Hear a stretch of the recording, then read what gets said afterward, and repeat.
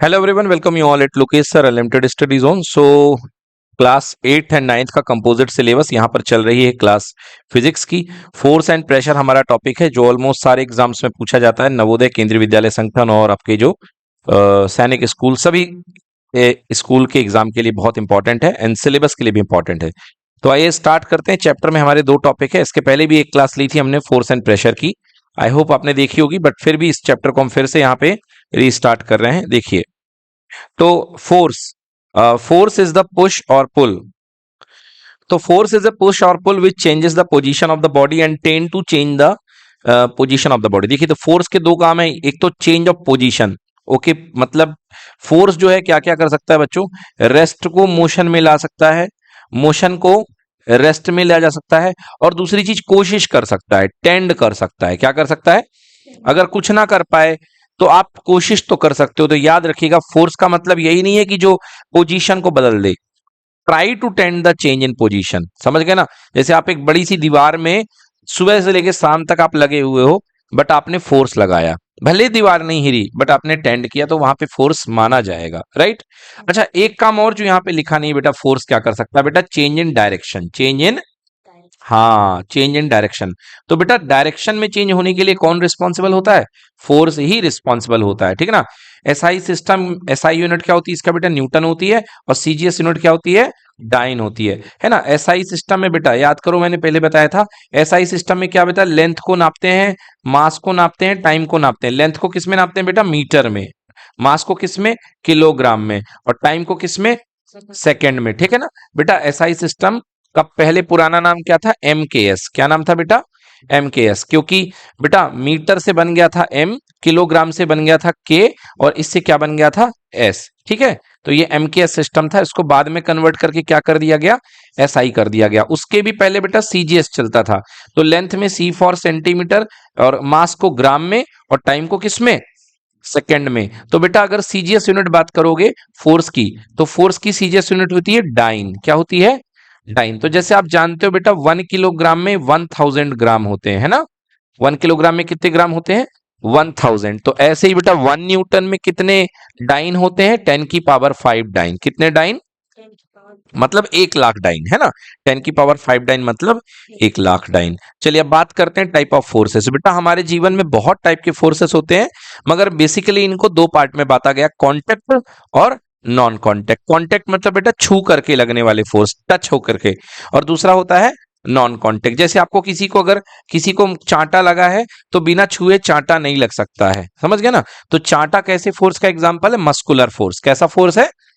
Muscular force. और non contact force, जो बिना डरे लग जाए, है ना? जो बिना डरे लग जाए, ठीक ना? तो उसको हम क्या बोलते हैं? नॉन कॉन्टेक्ट फोर्स, है ना? तो उसको क्या बोलते हैं? Non contact force. जैसे देखिए, ये आपके पास में मैग्नेट होता है, और ये मैग्नेट का फोर्स दूसरा पोल है। तो बताइए, नॉर्थ के पास नॉर्थ को क्या छुआने की जरूरत है कि अपने आप भग जाएगा? अपने आप भाग जाएगा। तो इसको क्या बोलते हैं? नॉन कॉन्टेक्ट फोर्स, है ना? तो कई फोर्सेस होते हैं जो टच करने पे लगते हैं, दैट इज कॉन्टेक्ट फोर्स, और दूसरा नॉन कॉन्टेक्ट फोर्स। बेटा कॉन्टेक्ट फोर्स के सबसे बेस्ट एग्जांपल है पुश या पुल। क्या है? पुश या पुल किसके टाइप है? मस्कुलर फोर्स के। यस, तो बात करते हैं कॉन्टेक्ट फोर्स की। Contact force are those forces which come in action only when the object in actual contact. जब ऑब्जेक्ट क्या होते हैं? एक्चुअल कॉन्टेक्ट में होते हैं। समझ में आ गया? जब ऑब्जेक्ट जो होते हैं रियल कॉन्टेक्ट में होते हैं, मतलब वाकई में उनमें टच स्टैब्लिश होता है, तो उसको हम बोलते हैं कॉन्टेक्ट फोर्सेस। दूसरा, इन फोर्सेस के कुछ एग्जांपल ले लो बेटा। मस्कुलर फोर्स, बेटा मसल की वजह से लगने वाला फोर्स जो होता है वो एक कॉन्टेक्ट फोर्स होता है। और कौन सा फोर्स है बेटा? Frictional force. बेटा जब आप जमीन पे चलते हो तो क्या लगता है? फ्रिक्शन लगता है, समझ गए ना? जिसकी वजह से आपके जूते चप्पल घिस भी जाते हैं, तो वो किस वजह से होता है? जमीन पे कांटेक्ट की वजह से। That is an example of contact force, है ना? Every action has equal and opposite reaction. Action reaction force are also example of contact force. सही बात है। एक्शन और रिएक्शन फोर्सेस बेटा हमेशा कहां पे लगते हैं? कांटेक्ट पे। कहां पे लगते हैं? कांटेक्ट फोर्सेस पे। क्लियर हो गया? हाँ, एक्शन रिएक्शन फोर्सेस जो है वो कांटेक्ट फोर्सेस की ही वेराइटी है। अब आइए कांटेक्ट फोर्स के टाइप को डिस्कस करते हैं। पहला फोर्स है बेटा muscular force. The force which result due to the action of muscle is called muscular force, muscle के एक्शन की वजह से लगने वाला जो फोर्स होता है इसको हम मस्कुलर फोर्स बोलते हैं, है ना। तो मस्कुलर फोर्स हम लोग कहाँ लगाते हैं? Both human being and animal exert muscular force to do some work. Example, we use muscular force in daily activities like walking, jumping, climbing, stretching, squeezing. किसी को मारने के लिए, कूटने के लिए, कोई चीज उठाने के लिए, पुश करने के लिए, पुल करने के लिए, यहां पर आप कौन से फोर्सेस यूज करते हैं? Muscular force. अब नेक्स्ट बात करते हैं फ्रिक्शनल फोर्स की, है ना। तो बेटा फ्रिक्शनल फोर्स के वैसे बारे में आप बहुत कुछ जानते हैं कि फ्रिक्शनल फोर्स कैसे लगा करता है बेटा। जैसे ये आपके जूते हैं, ठीक है ना, और ये आप जो है अपने जूतों से जमीन को पीछे की ओर धकेल रहे हैं, जमीन को पीछे की ओर धकेल रहे हैं, मतलब आप रिलेटिवली जमीन के आगे मोशन जा रहे हैं। आप कहां बढ़ रहे हैं? आगे की तरफ। कहां बढ़ रहे हैं? आगे की तरफ। तो आप देखिए एक तरीके से आप अपने जमीन से, जूते से जमीन को पीछे की तरफ, है ना, खिसका रहे हैं। क्या कर रहे हैं? खिसका रहे हैं। तो आप पे जो फ्रिक्शन लगेगा वो, देखिए आप मूव कर रहे हैं आगे की तरफ। आप कहां मूव कर रहे हैं? आगे की तरफ। तो आप पर फ्रिक्शन फोर्स हमेशा अपोजिट डायरेक्शन चलता है मोशन के, समझ गए ना। तो आप चलेंगे आगे की तरफ और फ्रिक्शन कहां लगेगा? पीछे की तरफ। फ्रिक्शन कहां लगेगा? पीछे की तरफ। तो ये बेटा हमेशा पीछे की तरफ लगता है मोशन के। If we slide or try to slide a body over a surface, the motion is resisted by bonding between the body and the surface. This resistance is called friction motion. जब आप किसी body को एक दूसरी body के ऊपर खिसकाना चाहते हैं तो एक विरोध होता है ना, सरफेसेस के बीच में बॉडी के खिसकने का, उसको क्या बोलते हैं? Friction force. क्यों होता है बेटा विरोध? बेटा जैसे आपने जमीन में कोई भी चीज रख दी ना, तो बेटा क्या होता है, जमीन में छोटे छोटे माइन्यूट माइक्रोपोर्स होते हैं जो आपको दिखाई नहीं देते हैं। उसमें क्या होता है बेटा, बॉडी जो होती है अपने अपने आप को शुरू में एडजस्ट कर लेती है। क्या कर लेती है बॉडी? अपने आप को एडजस्ट कर लेती है। ये देखो कुछ इस तरीके से, मतलब ऊपर वाली बॉडी का यहाँ पे खाली है तो ये ऐसे आ गया और ये इसने इसको भर दिया, है ना, इसको इसको भर दिया। अब ये देखो दोनों ने एडजस्टमेंट बना लिया, दोनों ने एडजस्टमेंट बना लिया और इनके बीच में बेटा एक लॉकिंग हो गई जिसको बोलते हैं इंटरलॉक। क्या बोलते हैं बेटा? इंटरलॉक। अपने आप ये इंटरलॉक हो चुके हैं। अब ये बेटा इंटरलॉकिंग, जैसे आप किसी चीज को खिसकाते हो ना तो इस इंटरलॉकिंग को आपको तोड़ना पड़ता है। क्या करना पड़ता है? तोड़ना पड़ता है। तो इंटरलॉकिंग हो जाती है। इंटरलॉकिंग तोड़ने के लिए कौन सा फोर्स आपको लगेगा? फ्रिक्शन फोर्स, है ना। तो ये इंटरलॉकिंग जो होती है, इंटरलॉकिंग की वजह से बॉडी चल नहीं पाती है और ये एक प्रकार का रेजिस्टेंस होता है ना, और ये रेजिस्टेंस ही कहलाता है फ्रिक्शन फोर्स। आगे पढ़ते हैं। The opposite force that come into play when one body tends to move over the surface of another body but actually motion yes yet not started is called static friction। देखो बेटा बहुत अच्छी बात यहाँ पे सिखाई जा रही है आपको, एक नई बात आपके सामने यहाँ पर लेकर के मैं आ रहा हूं जिसका नाम है स्टैटिक फ्रिक्शन। समझो बेटा क्या है स्टैटिक फ्रिक्शन। बेटा एक बड़ा सा बॉक्स है, एक बड़ा सा बॉक्स है, मान लो कितने किलोग्राम का बेटा? 40 किलोग्राम का, है ना। देखना 40 किलोग्राम का बॉक्स है। अब ये जो है बॉक्स बेटा, और तुम बड़े जोर से इस पे धक्का मारे जा रहे हो कि हट जाए यहां से, बड़ी जोर से तुम इस पे धक्का मारे जा रहे हो, समझ गए। अब ये देखो ये बॉक्स जो है टस से मस हटने का नाम नहीं ले रहा। पहले तुमने थोड़ा सा फोर्स लगाया, फिर थोड़ा सा फोर्स लगाया, है ना। तो ये देखो यहां पर आप क्या लगा रहे हो बेटा? यहां पर आप लगा रहे हो अपना फोर्स। क्या लगा रहे हो यहां पे? अपना फोर्स। और यहां पर देखो बेटा इसका फ्रिक्शन, इसका क्या? फ्रिक्शन। तो क्या होता है बेटा, आप यहां से फोर्स लगा रहे हो और पीछे से ये फ्रिक्शन लगाता रहता है, आपको पता नहीं है क्या लगाता रहता है? फ्रिक्शन। क्योंकि आप इसकी इंटरलॉकिंग तोड़ने का प्रयास करोगे, इसको मोशन देने का प्रयास करोगे, यहां से फ्रिक्शन रहेगा। तो जैसे आपने यहां से आगे 1 का फोर्स लगाया तो इसने फ्रिक्शन कितने का लगा दिया? 1 का। तो 1 से 1 कैंसिल हो गया, हिसाब किताब 0। फिर आपने बेटा यहां से 2 का लगाया, इसने भी कितने का लगाया? 2 का लगाया। तो एक समय तक बेटा जितना आप फोर्स लगाते हो उतना बराबर का फोर्स मिलता जाता है। ये देखो इधर 1 लगाया तो उसने फ्रिक्शन भी 1 दे दिया, तुमने 2 लगाया तो उसने फ्रिक्शन भी क्या दे दिया बेटा? 2 दे दिया। तो इस तरीके से बॉडी रुकी रहेगी और इस तरीके से जो प्रोड्यूस होने वाला फ्रिक्शन होता है जब तक बॉडी रुकी रहती है, इसको बोलते हैं स्टैटिक फ्रिक्शन। कौन सा फ्रिक्शन? Static friction. बट बेटा हद ही हो गई, घर में आटे की बोरी तो आपने खसकाई होगी, गेहूं की बोरी, है ना। अब तो हद ही हो गई, आपने अपना फोर्स करते करते करते करते कहां पर ले गए? मान लो 10 न्यूटन पे ले गए। कितने पे ले गए?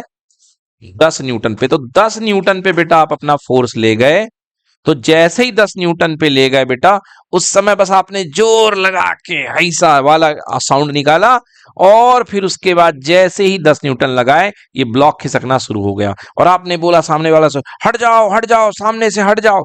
अरे क्यों बोल रहे हो हट जाओ? इसलिए बोल रहे हो हट जाओ क्योंकि एक बार आपने इतनी मेहनत कर ली है, उसके बाद आप दोबारा इतनी मेहनत करना नहीं चाहते। तो बेटा जिस पॉइंट पर इंटरलॉकिंग टूटती है, उस पॉइंट पर मैक्सिमम फ्रिक्शन फोर्स होता है। कौन सा फोर्स होता है? मैक्सिमम फ्रिक्शन फोर्स, है ना। और मैक्सिमम फ्रिक्शन फोर्स को बोलते हैं लिमिटिंग फ्रिक्शन फोर्स। कौन सा फ्रिक्शन फोर्स बोलते हैं? उसके बाद बेटा, उसके बाद जैसे ही गाड़ी चल जाती है तो फ्रिक्शन फोर्स कम हो जाता है। देखो पहले बढ़ा बढ़ा बढ़ा बढ़ा बढ़ा, फिर एकदम साउंड आया, फिर चल गया। हाँ, फिर आपने वो जोर लगा के हाइसा वाला साउंड, ये वो पॉइंट है हाइसा, समझ गए ना। और फिर उसके बाद गाड़ी चल गई, तो चल गई। देखो अब क्या हो चुका है, अब फ्रिक्शन कम हो चुका है। तो आप कहेंगे भैया हट जाओ, क्यों? क्योंकि अब गाड़ी चल रही है, यहाँ पे बॉडी मूव करने लग जाती है। तो क्या मूव करने लग जाती है तो फ्रिक्शन नहीं लगता? बिल्कुल लगता है। उस समय जो फ्रिक्शन लगता है वो होता है काइनेटिक फ्रिक्शन। कौन सा फ्रिक्शन? Kinetic friction. तो बेटा काइनेटिक फ्रिक्शन की वैल्यू कम होती है। सबसे ज्यादा फ्रिक्शन कौन सा होता है? ये वाला, इसको बोलते हैं लिमिटिंग फ्रिक्शन। कौन सा फ्रिक्शन? Limiting friction. समझ में आ गया? तो यहां पे फ्रिक्शन के टाइप समझाए गए हैं बेटा। तो ये देखो क्या कह रहा है कि इस कॉल स्टैटिक फ्रिक्शन। जब तक बॉडी रुकी रहती है तब तक कौन सा फ्रिक्शन होता है? Static friction. तो पता आपको एग्जांपल में क्वेश्चन कैसे आएंगे? क्वेश्चन में आएगा कि एक बॉक्स है, इसमें एक बच्चा है, यहां पर मान लो ये 10 न्यूटन का फोर्स लगा रहा है, और ये बॉक्स जो है ये अभी नहीं चल रहा है। बताओ कितना फ्रिक्शन लगेगा? सिंपल सी बात है, कितने न्यूटन? 10 न्यूटन, क्योंकि दोनों कैंसिल हो रहे हो तभी तो नहीं हिल रहा है ना।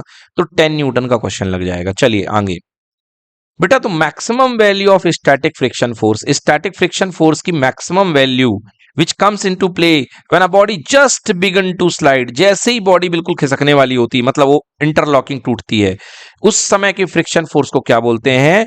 Limiting friction force. समझ गए ना? हद हो गई, हद कर दी आपने, उस समय limiting friction force. When two body, अब बेटा ये फ्रिक्शन फोर्स हो गया। बेटा फ्रिक्शन फोर्स दो टाइप के होते हैं। फ्रिक्शन फोर्स कितने टाइप के होते हैं? दो टाइप के हुआ करते हैं, है ना। फ्रिक्शन फोर्स दो टाइप के हुआ करते हैं। कौन कौन से टाइप होते हैं? चलिए आइए देख लेते हैं फ्रिक्शन फोर्स के टाइप को। तो फ्रिक्शन फोर्स का टाइप देख लें। फ्रिक्शन फोर्स, तो बेटा फ्रिक्शन फोर्स दो टाइप के होते हैं। एक होता है स्लाइडिंग फ्रिक्शन। कौन सा फ्रिक्शन? Sliding friction. और दूसरा होता है रोलिंग फ्रिक्शन। दूसरा क्या होता है? Rolling friction. ठीक है ना। आपने देखा होगा बेटा, सिलेंडर जो होता है घर में ले जाते हैं ना सिलेंडर बेचने वाले, वो सिलेंडर को रोल कर लेते हैं। क्या कर लेते हैं? रोल कर लेते हैं, और उसको लात से मार मार करके, पैर से मार मार करके रोल करते हुए कॉलोनी भर में एक घर से दूसरे घर में ले आते हैं ना। अगर बेटा उसका वो हैंडल पकड़ करके खींचेंगे तो उनको बहुत मेहनत लगेगी। लगेगी कि नहीं लगेगी? दुकानों में देखा होगा ड्रम वगैरह जो होते हैं वो घसीट के नहीं ले जाते हैं, वो क्या करते हैं उसको गोल गोल घुमा करके ले जाते हैं। तो बेटा जब रोल करते हैं तो फ्रिक्शन कम लगता है। जैसे यही बॉटल है मेरे सामने, अगर मैं इसको रोल करूंगा तो मेरे को कम ताकत लगेगी, ठीक ना। बट यदि मैं इसको घसीटूंगा तो मेरे को ज्यादा एफर्ट करना पड़ेगा। क्यों?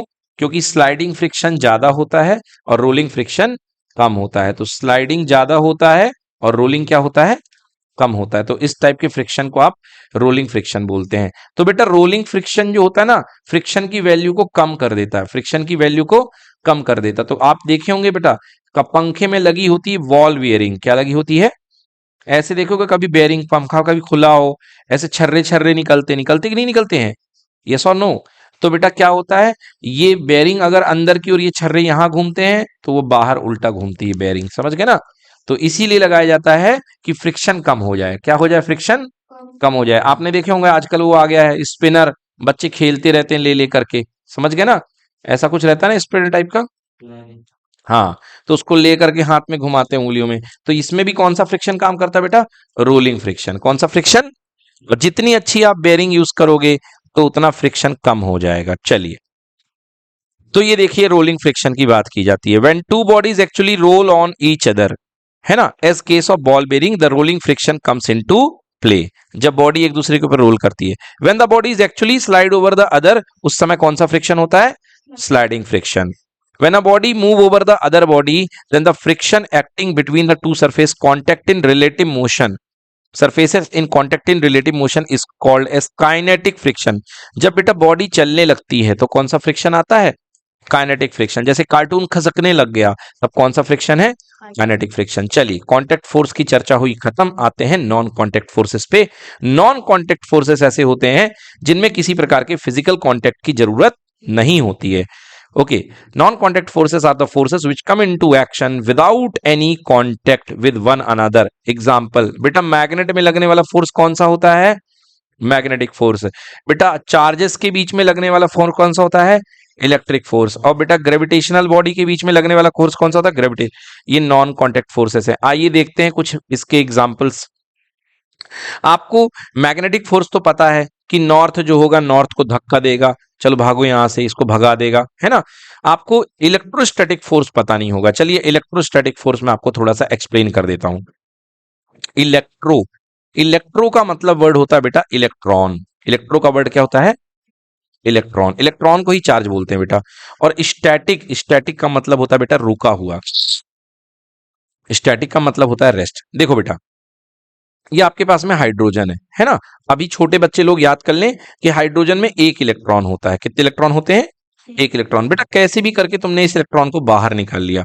अच्छा, हाइड्रोजन के अंदर एक इलेक्ट्रॉन होता है, एक प्रोटॉन होता है. इलेक्ट्रॉन बेटा निगेटिव वाला पार्टिकल होता है और प्रोटॉन जो होता है पॉजिटिव वाला. तो आपने क्या करा बेटा? एक निगेटिव वाले को निकाल लिया, ये निगेटिव वाला आ गया. ऐसे ही एक और हाइड्रोजन पकड़ा आपने, उसका भी बेटा एक निगेटिव वाला पार्टिकल आपने निकाल लिया, तो ये निकाल लिया. अब ये देखो, ये दोनों क्या है बेटा? दोनों इलेक्ट्रॉन है. दोनों क्या है बेटा?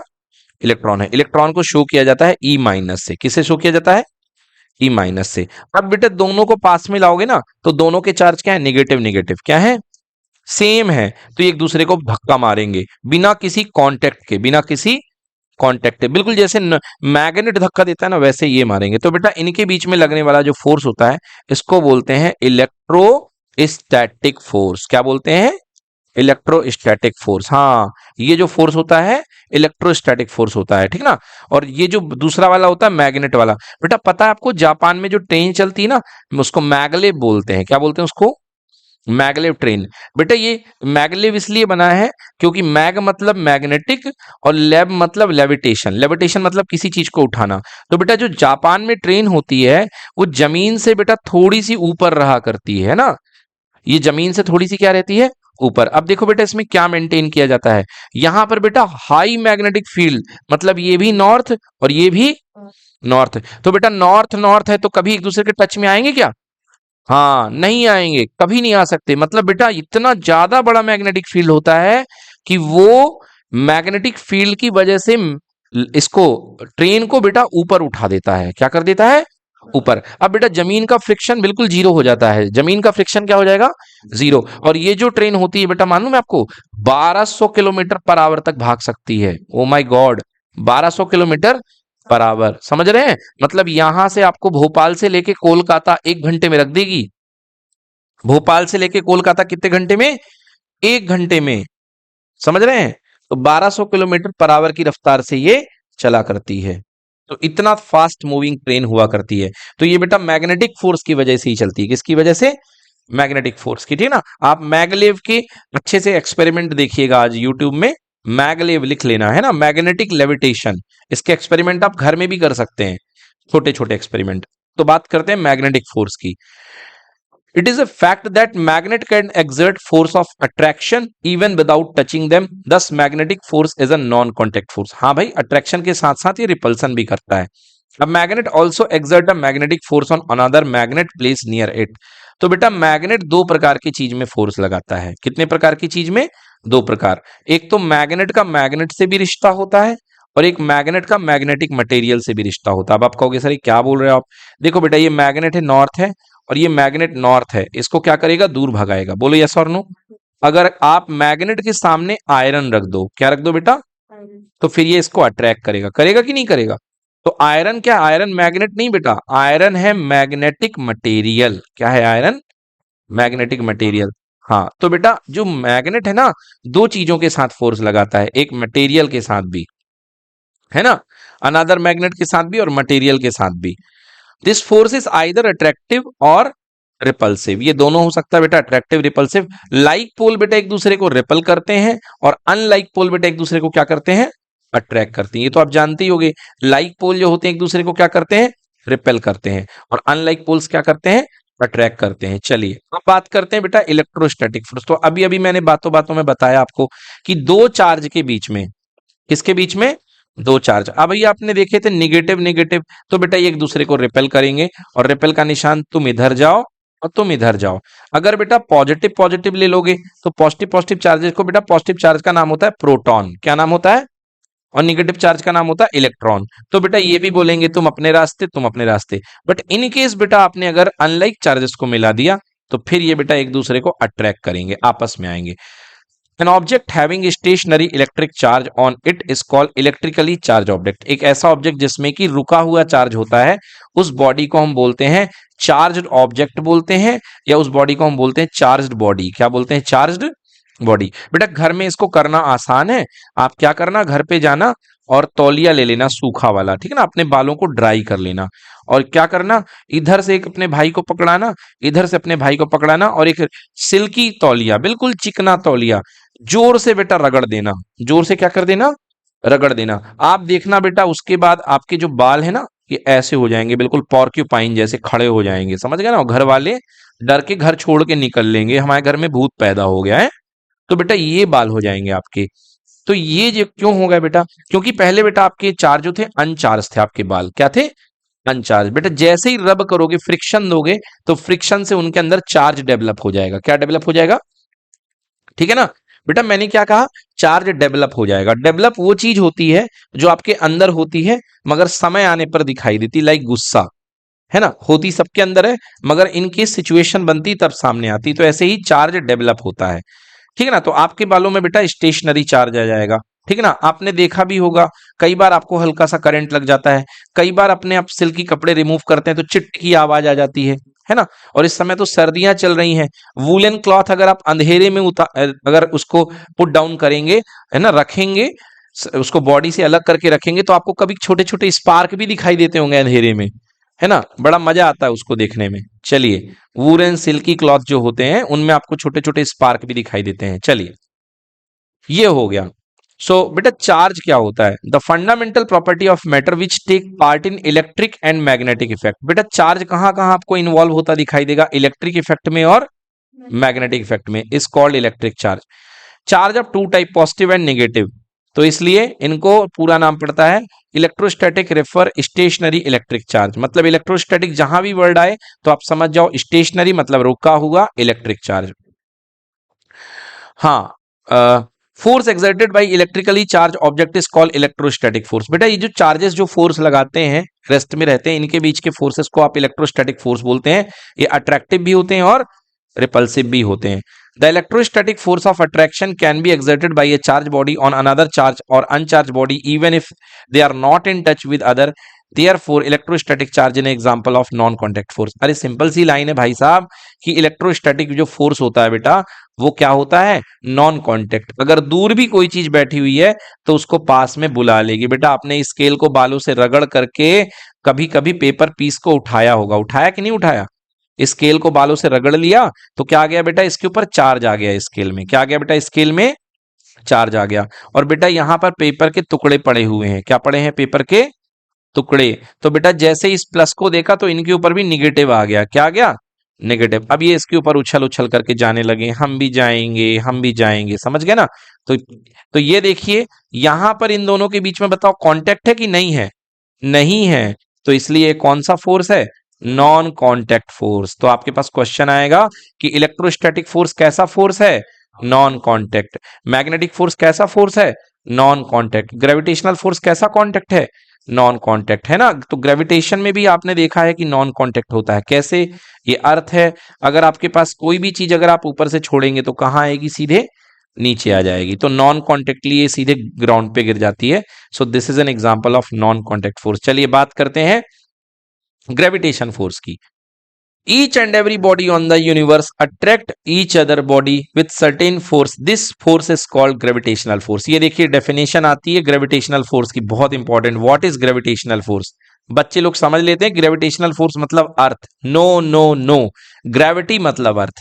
ग्रेविटेशनल फोर्स मतलब यूनिवर्सल फोर्स जो हर बॉडी के बीच में लगता है, हर बॉडी के बीच में लगता है। समझ गए ना? तुम्हें स्पेस में भेज दिया जाए और छोटी सी बॉल दे दी जाए, ठीक है ना, तो तुम समझ लो कि वो बॉल भी तुम्हारे ग्रेविटेशन में घूमना शुरू कर देगी। अगर तुमने उसकी प्रॉपर स्पीड मेंटेन कर दी तो तुम बन जाओगे धरती और वो बॉल बन जाएगी चंदा, और वो तुम्हारे ऊपर घूमना शुरू कर देगी। तो मतलब हर बॉडी के ऊपर, each and every body in the universe attract each other bodies with a certain force. This force is called gravitational force.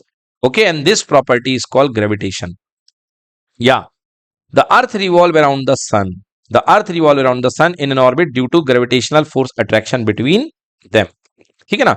तो बेटा अर्थ और सन की फिनोमिनन किस तरीके से हुआ करती है, ग्रेविटेशन में आपको पढ़ाया गया है।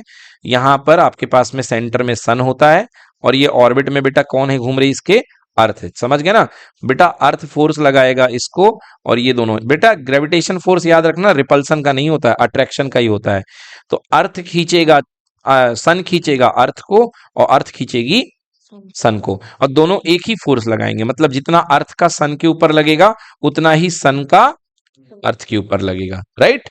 जितना सन अर्थ पे लगाएगी उतना ही अर्थ सन पे लगाएगा। दोनों एक दूसरे के ऊपर बराबर फोर्स लगाएंगे। जैसे वो बच्चे लोग वो खेलते हैं ना, फुगड़ी खेलते हैं, फुगड़ी, वो ऐसे दोनों हाथ में लगा लेते हैं, यहाँ बांध लेते हैं हाथ, है ना, और फिर घुमा करते हैं ऐसे ऐसे। समझ में आया ना? तो दोनों के फोर्सेस क्या होते हैं, बराबर होते हैं। क्या होते हैं दोनों के फोर्सेस? बराबर है। इसमें ये वाला नहीं रहता कि ये वाली दीदी मोटी है और ये वाली दीदी पतली है तो इसका फोर्स ज्यादा रहेगा, नहीं।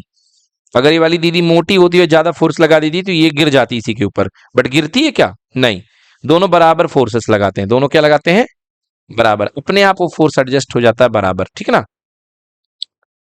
हाँ, द अर्थ रिवॉल्व, ये तो हो गई बात। In case if we release a small stone from some height, it falls down on the earth due to the reason the earth exert attractive force on the stone, pull it down. बेटा earth जो होती है force लगाती है हर body पर जो इसके gravitational field के अंदर है। अर्थ की इस प्रॉपर्टी को क्या बोलते हैं? ग्रेविटी बोलते हैं। अर्थ के इस फोर्स को क्या बोलते हैं? ग्रेविटी। बेटा ग्रेविटी एक फोर्स है और ग्रेविटी वर्ड याद रखना अर्थ के लिए यूज होता है। The force with which the earth attract the object towards it, it is called force of gravity और सिंपल ग्रेविटी। अब अर्थ का ग्रेविटेशनल फोर्स कितना होता है बेटा, है ना? अर्थ का ग्रेविटेशनल फोर्स होता है F equal to M G. F equal to M G क्यों होता है? चलो इसको डिराइव करके बता देता हूं बेटा। देखो बेटा ये अर्थ है ना, और ये बेटा कोई ऑब्जेक्ट रखा हुआ है। ये क्या रखा हुआ है? कोई ऑब्जेक्ट। चलो ऊपर ये कोई दिक्कत नहीं है, हवा में है ना। तो बेटा ये जो ऑब्जेक्ट है बेटा, ये एक एक्सेलरेशन इसको अर्थ बुलाती है। किस एक्सेलरेशन से बुलाती है बेटा? जी एक्सेलरेशन से। किससे बुलाती है? हाँ। अब बेटा फोर्स का फॉर्मूला होता है मास इंटू एक्सेलरेशन। तो मास तो बेटा बॉडी का जो भी होगा m होगा, है ना, और एक्सेलरेशन कितना हो जाएगा बेटा? g। तो ये बेटा फोर्स हो जाएगा F equal to M G. Force कितना हो जाएगा बेटा? M G, right. अब बेटा जैसे ही ये सरफेस पे आ गया, जैसे ही ये सरफेस पे आ गया, अभी तक सरफेस पे नहीं था तो चलो ऊपर से बुला रही थी अर्थ, बट जैसे ही सरफेस पे आ गया तो क्या लॉजिक बनेंगे देखो बेटा। तो जैसे ही ये सरफेस पे आ गया तो अभी भी बेटा इसमें एक्सेलरेशन जी लग रहा है क्योंकि सेंटर तो यहां है, तो जी एक्सेलरेशन है, और इसका मास कितना है बेटा? m। तो इसका फोर्स कितना बन गया बेटा सेंटर की तरफ? mg। कितना बन गया फोर्स सेंटर की तरफ? mg। बेटा mg क्या है? इसका एक्शन है। mg क्या है? इसका कांटेक्ट फोर्स है। कांटेक्ट फोर्स में क्या मिलता है बेटा? हमेशा रिएक्शन मिलता है। क्या मिलता है? रिएक्शन। तो जितना नीचे की ओर फोर्स लगेगा उतना ही बेटा इसका ऊपर रिएक्शन भी लगेगा, राइट? क्लियर हो गया कि नहीं हुआ? और ये रिएक्शन ही बेटा इसका वेट होता है। क्या होता है इसका? वेट। तो ये बेटा इसका जो आपका फोर्स है सेंटर की तरफ लगने वाला जो फोर्स है mg है, इसी को आप बोलते हैं वेट। क्या बोलते हैं आप? वेट। समझ गए ना? तो इसका जो सही नाम है that is W equal to mg। Clear? तो जो आपका वेट होता है, किसी बॉडी का वेट क्या है? किसी बॉडी का weight force, weight is a force. Weight वो फोर्स है जिस फोर्स से अर्थ उसको अपने सेंटर की तरफ बुलाती है। वेट वो फोर्स है जिस फोर्स से अर्थ किसी बॉडी को अपने सेंटर की तरफ बुलाती है ना, या अट्रैक्ट करती है। So that is called weight. हाँ बच्चों, Like the earth, another planet also attract the object towards it. In this case the term gravity of attractive force object nearby towards the planet. बेटे देखो यहाँ कह रहा है कि जैसे अर्थ अट्रैक्ट करती है ना, वैसे अनदर प्लैनेट भी अट्रैक्ट करते हैं अपने सेंटर की तरफ, ठीक है ना। हाँ, तो अलग अलग प्लैनेट की अलग अलग ग्रेविटी होती है, मगर वर्ड अर्थ जो है स्टैंडर्ड अर्थ के लिए ग्रेविटी वर्ड यूज होता है। बात करते हैं बच्चों थ्रस्ट की, समझ गए, थ्रस्ट की बात करते हैं। देखिए थ्रस्ट क्या है बेटा, आप, हाँ, एक ऐसा फोर्स बेटा जो परपेंडिकुलर टू सरफेस हो। जैसे बेटा ये एक दीवार है और इस दीवार में बेटा आपने घूंसा मारना है, तो बेटा दीवार के बिल्कुल अगर आप नॉर्मल तरीके से घूंसा मारेंगे एकदम, सो ये बेटा फोर्स एक्सर्ट करेगा दीवार के परपेंडिकुलर। ये जो फोर्स आएगा बेटा ये कहलाएगा थ्रस्ट। क्या कहलाएगा बेटा, समझ में आया। तो ये जो फोर्स होगा ये क्या कहलाएगा बेटा, थ्रस्ट। बेटा जो रॉकेट होता है ना, रॉकेट रॉकेट जब लॉन्च होता है बेटा, रॉकेट के अंदर बेटा फ्यूल भरा जाता है, बहुत सारा फ्यूल भरा जाता है, बहुत सारा, समझ गए। जब ये फ्यूल बर्न होता है बेटा तो बहुत जोर से जमीन को थ्रस्ट देता है। क्या देता है बेटा, थ्रस्ट देता है, राइट। बहुत जोर से जमीन को धक्का मारता है बेटा। अब पता है बेटा जमीन को जब धक्का मारेगा बेटा तो इसको यहां ऊपर की तरफ भी थ्रस्ट मिलेगा, उसको बोलते हैं अप थ्रस्ट। क्या बोलते हैं बेटा, तो ये रॉकेट का हो गया थ्रस्ट और ये क्या हो जाएगा बेटा, अप थ्रस्ट। क्या हो जाएगा बेटा, समझ में आ गया।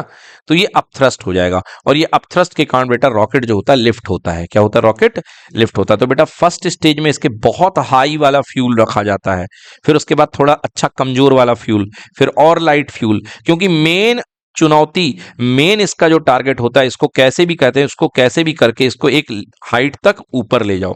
फिर तो बेटा ऊपर जाने पे ग्रेविटी कम होती जाती है, होती जाएगी ना, तो थोड़ा सा उसका अर्थ से अट्रैक्शन कम हो जाएगा। बट सबसे पहले लेवल पे इसे उठना पड़ता है तो बहुत तेज का फ्यूल बर्न होता है, लेवल 1। चलिए अब thrust. So it is the force acting on an object perpendicular to its surface. बेटा जैसे आपके टीचर जो है ना, टीचर ने कभी बाल पकड़ के आपको खींचा हो, ये आपके बाल हैं, तो आपके बाल को पकड़ के टीचर ने ऐसे खींच लिया हो, तो मतलब बेटा देखो यहाँ पे आपके बाल की सरफेस ये है और ये बेटा ऐसे खींच रहे हैं, तो बेटा ये जो फोर्स आएगा परपेंडिकुलर है, तो वो क्या लगा रहे हैं, थ्रस्ट लगा रहे हैं। क्या लगा रहे हैं, थ्रस्ट लगा रहे हैं, समझ में। बट यदि आड़ा टेढ़ा खींचा उन्होंने, ऐसी सरफेस है और उन्होंने ऐसे खींचा है, तो वो थ्रस्ट नहीं कहलाएगा, वो थ्रस्ट नहीं कहलाएगा। मतलब बेटा ये जान लो कि थ्रस्ट का इफेक्ट मैक्सिमम होता है। क्या होता है, थ्रस्ट का इफेक्ट मैक्सिमम। चलिए अब बात करते हैं फोर्स एंड प्रेशर की। हाँ ठीक है, अब देखते हैं फोर्स एंड प्रेशर। तो फोर्स तो पढ़ लिया, अब हम देखते हैं थ्रस्ट की बात ही चल रही है। अच्छा ये टॉपिक का नाम दे रखा भाई साहब, फोर्स एंड प्रेशर तो टॉपिक ही चल रहा, बात थ्रस्ट की हो रही है। The effect of thrust depend on the area upon in which it act. समझो बेटा, आपने जैसे आप जो है आपके पास अलग अलग सरफेस एरिया में दे रहा हूं और उस पर आपको फोर्स लगाना है ना। ये देखिए आपके पास में इतना सरफेस एरिया है, या कुछ कैसे एक्सप्लेन किया जाए। जैसे मान लो आप किसी, ये किसी का सिर है, ठीक है ना, और आपके ये देखो भाई साहब, ये इतने एरिया में इसके भाई साहब बाल हैं, आप इसको पकड़ करके अगर खींचोगे ऊपर की तरफ, तो बेटा एरिया ज्यादा है। एरिया क्या है, ज्यादा है, एरिया ज्यादा है बेटा, इसको कम दर्द होगा। इसको क्या होगा, कम दर्द होगा। अब बेटा इतना ही फोर्स, जितने फोर्स से आप खींच रहे थे उसकी थोड़ी सी, कहते हैं ना चूंदी बना लो भाई साहब, ये इसकी थोड़े से बालों को इकट्ठा कर लो और उतने ही फोर्स से खींचो बेटा, इसको बहुत जोर का दर्द होगा। बोलो होगा कि नहीं होगा, क्लियर हो गया। ऐसे ही अगर आप बड़े एरिया में अपनी ताकत लगाओगे, फोर्स प्रेस करोगे, ये कोई एरिया है ना, और आप बड़े एरिया में अगर बेटा आप फोर्स प्रेस करोगे तो आपका पूरा फोर्स इस एरिया में जा रहा है। बट यही काम आप एकदम छोटे से एरिया में इतना फोर्स अगर आप इंपैक्ट करेंगे तो इसका इफेक्ट बहुत ज्यादा होगा। बोलो होगा कि नहीं होगा, होगा कि नहीं होगा, क्लियर हो गया ना। आपने देखा होगा जो चाइनीज कलाबाज होते हैं बेटा, वो ईंट की दीवार को तोड़ने के लिए वो खड़ा हाथ मारा करते हैं, इस तरीके से, इस तरीके से, यस और नो, इस तरीके से तोड़ते हैं सीधे एकदम। वो ताली नहीं बजाते हैं ऐसे सामने, ताली बजाएंगे तो उन्हीं के हाथ में बहुत जोर की चोट लगेगी, ऐसे तोड़ते हैं। तो रीजन क्या है बेटा, आप देखो इतना ऐसे रखने में जो एरिया है वो क्या हो जाएगा, कम हो जाएगा। क्या हो जाएगा, एरिया, मतलब अब आपके फोर्स का इंपैक्ट कम एरिया पे पड़ेगा, राइट। और जब इस फोर्स का इंपैक्ट कम एरिया पे पड़ेगा तो असर ज्यादा होगा, ठीक है ना। तो आप क्या देख रहे हैं, अगर ए एरिया पे फोर्स एफ लगता है तो यूनिट एरिया पे कितना फोर्स लगेगा, एफ अपॉन ए। बेटा यूनिट एरिया पे, पर यूनिट एरिया पे लगने वाला परपेंडिकुलर फोर्स या कह लो थ्रस्ट, पर यूनिट एरिया में लगने वाले परपेंडिकुलर फोर्स को या थ्रस्ट को ही क्या बोलते हो बेटा, pressure. So what is pressure, pressure is equals to thrust per unit area. इसको बेटा मोस्ट करेक्ट इसमें थ्रस्ट लिखना चाहिए। तो pressure is equal to thrust per unit area. Unit area पे काम करने वाले थ्रस्ट को ही क्या बोलते हैं, प्रेशर। ठीक है, यूनिट एरिया पे काम करने वाले थ्रस्ट को ही हम प्रेशर बोलते हैं। हाँ, the unit of thrust is that of force. हाँ, क्योंकि थ्रस्ट भी क्या एक बड़े बेटे तरीके का फोर्स है। कैसा फोर्स है, परपेंडिकुलर फोर्स है। तो थ्रस्ट की यूनिट और फोर्स की यूनिट क्या है, सेम। दोनों की यूनिट क्या है बेटा, न्यूटन है। क्या है दोनों की यूनिट, न्यूटन। और बेटा ये वेक्टर क्वांटिटी है। कैसी क्वांटिटी है, वेक्टर क्वांटिटी। वेक्टर क्वांटिटी क्या होती है बेटा, जिनमें डायरेक्शन होती है, जिनमें क्या होती है, डायरेक्शन। तो फोर्स में भी डायरेक्शन होती है, थ्रस्ट में भी डायरेक्शन होती है। यस बेटा बोलिए। तो बच्चों जो फोर्स होता है ना, वो वेक्टर क्वांटिटी होती है ना। आप जहां भी फोर्स लगाएंगे बेटा उसमें एक निश्चित डायरेक्शन में आप फोर्स लगाएंगे या थ्रस्ट लगाएंगे तो एक फिक्स डायरेक्शन में बेटा आपका थ्रस्ट जाएगा। सो कैसी क्वांटिटी होती है बेटा, वेक्टर। मगर जिन चीजों की डायरेक्शन नहीं होती उनको बोलते हैं स्केलर। जैसे टाइम, टाइम की कोई डायरेक्शन नहीं है तो ये स्केलर क्वांटिटी है। जैसे टेम्परेचर, बेटा टेम्परेचर की कोई डायरेक्शन नहीं है ना। गर्मी लग रही, ठंडी लग रही, क्या है, हीट है। तो हीट की कोई डायरेक्शन नहीं है तो ये कौन सी क्वांटिटी होती है, स्केलर क्वांटिटी। कौन सी क्वांटिटी, स्केलर। और जिनके पास डायरेक्शन होती है वो कौन सी क्वांटिटी होती है, वेक्टर। आइए बात करते हैं नेक्स्ट प्रेशर की। What is pressure, so what is pressure, pressure is the thrust acting पर यूनिट एरिया। पर यूनिट एरिया में कितना थ्रस्ट एक्ट कर रहा है इसको हम क्या बोलते हैं बेटा, प्रेशर बोलते हैं। तो इसकी यूनिट क्या होगी बेटा, न्यूटन, और इसकी यूनिट होगी metre square. Newton per metre square इसकी यूनिट बनेगी बेटा। एक साइंटिस्ट थे बहुत अच्छे जिनका नाम था ब्लेसे पास्कल, जिनका नाम था ब्लेसे पास्कल। ये अपनी क्लास के बहुत होशियार बच्चे थे बेटा। उनके ऑनर में इसके इनका नाम कर दिया, इस यूनिट को बोल दिया गया पास्कल। तो बेटा इसको बोलते हैं P A, 1 PA, P capital A small, that is called 1 pascal, that is called 1 pascal. ठीक है ना। हाँ बेटा, अगर सेम फोर्स अगर आप बड़े एरिया पे लगाओगे और सेम फोर्स छोटे एरिया पे लगाओगे तो बताओ ज्यादा प्रेशर कहां पर एग्जर्ट होगा, बड़े पे कि छोटे पे, छोटे पे। बिल्कुल सही बात है ना। सेम फोर्स आप बड़े एरिया पे और सेम फोर्स छोटे पे लगाएंगे तो ज्यादा प्रेशर जो होगा वो लार्ज प्रेशर होगा स्मॉल एरिया पे। लार्ज प्रेशर है ना, स्मॉल एरिया पे कैसा प्रेशर होगा, लार्ज प्रेशर। जबकि लार्जर एरिया पे कैसा प्रेशर होगा, स्मॉल प्रेशर। अब बेटा प्रेशर के डेली लाइफ एप्लीकेशन करते हैं हम लोग, है ना। प्रेशर के डेली लाइफ एप्लीकेशन, बेटा जो आपके हैंडल होते हैं बैग के, सूटकेस के, वो बेटा चौड़े बनाए जाते हैं। बेटा आप लोग को बाल्टी नहीं उठा पाते, आप लोग को बाल्टी उठाने में बहुत कष्ट होता होगा अभी, है ना। मैं बोल दूं बेटा बाल्टी उठा लो तो तुम लोग को बहुत दिक्कत होती है। स्पेशली बेटा वो रंग वाली पेंट वाली बाल्टी आती है, उसमें बेटा उसे छोटी सी डंडी रहती है ना।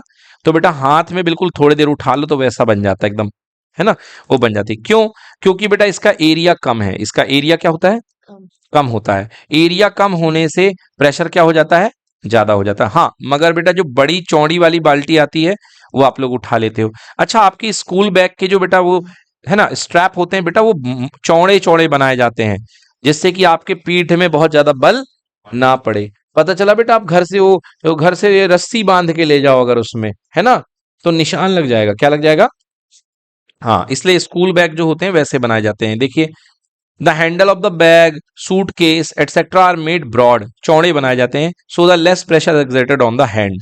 Building are provided with a broad foundation so that pressure exerted on the ground become less. बेटा जितनी ऊंची बिल्डिंग बनेगी ना उसका बेटा ब्रॉड फाउंडेशन बनाना पड़ेगा, मतलब उसकी चौड़ी फाउंडेशन देनी चाहिए। पता चला आपने पतली फाउंडेशन दे दी है तो आपकी बिल्डिंग बहुत प्रेशर डालेगी, है ना, जमीन पे। ठीक है ना। तो ये हो गया। अगला नेक्स्ट देखते हैं, रेलवे ट्रैक जो होते हैं बेटा, रेलवे ट्रैक ऐसे ही नहीं जमीन पे रख दिए जाते हैं। आपने देखा होगा इनके नीचे वो पट्टे लगाए जाते हैं लकड़ी के या सीमेंट के, बड़े बड़े वो बनाए जाते हैं, ठीक ना। आयरन स्लीपर्स बोलते हैं। क्या बोलते हैं इनको, स्लीपर्स। क्या बोलते हैं इनको, आयरन स्लीपर बनाए जाते हैं या सीमेंट के स्लीपर बनाए जाते हैं। देखे होंगे रेलवे ट्रैक के नीचे ये रेल जाती है और रेल के नीचे ऐसे ऐसे रखे रहते हैं बड़े बड़े से, है ना।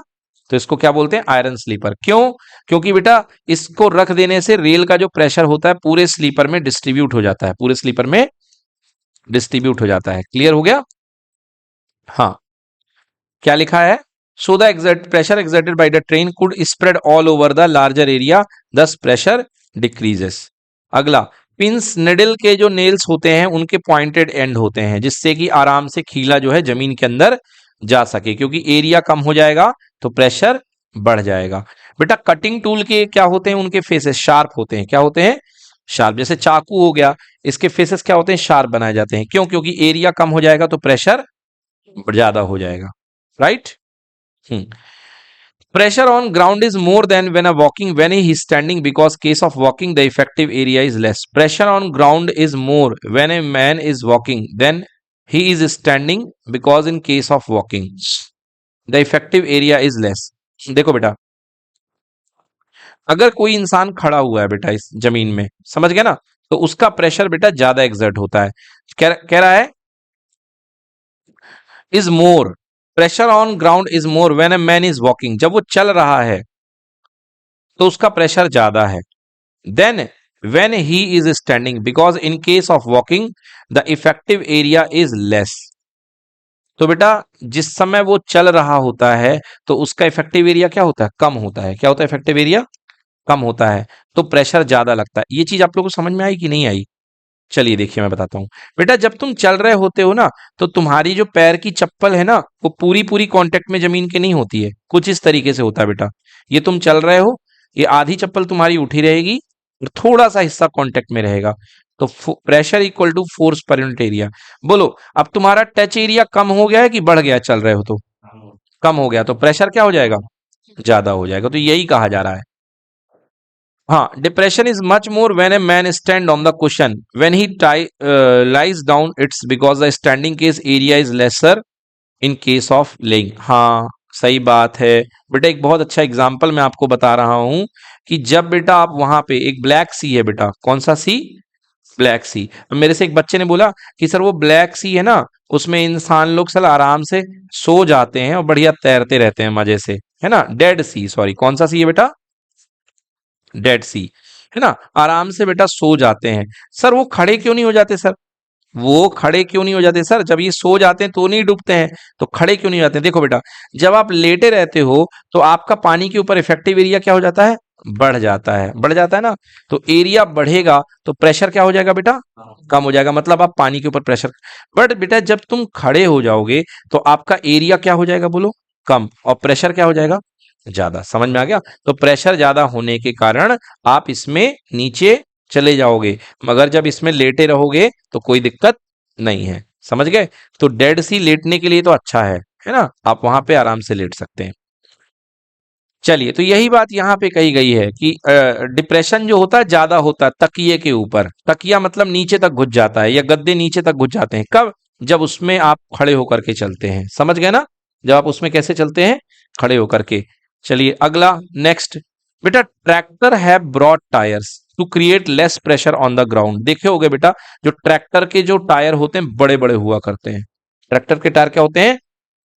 बड़े बड़े हुआ करते हैं, जिससे कि ग्राउंड पे लेस प्रेशर करें। ग्राउंड पे क्या करें?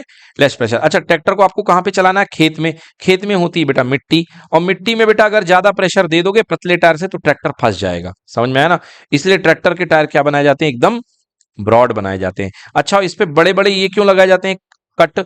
इसलिए लगाए जाते हैं बेटा क्योंकि ये जितना कट रहेगा, मिट्टी के साथ इसकी इंटरलॉकिंग इतनी जबरदस्त होगी और फ्रिक्शन उतना जोर का लगेगा, और ट्रैक्टर फंस भी जाएगा तो उससे बाहर निकल आएगा। समझ में आ गया? अगर चिकने टायर का ट्रैक्टर उतार देंगे आप तो जिंदगी में चक्का घूमता रह जाएगा और बाहर नहीं निकलेगा। समझ में आ गया? देखा होगा आपने, ट्रक वगैरह कई जगह फंस जाते हैं तो चक्का घूमता रह जाता है और वो बाहर नहीं निकलते, है ना? तो इसलिए ट्रैक्टर के इस तरीके से टायर बनाए जाते हैं।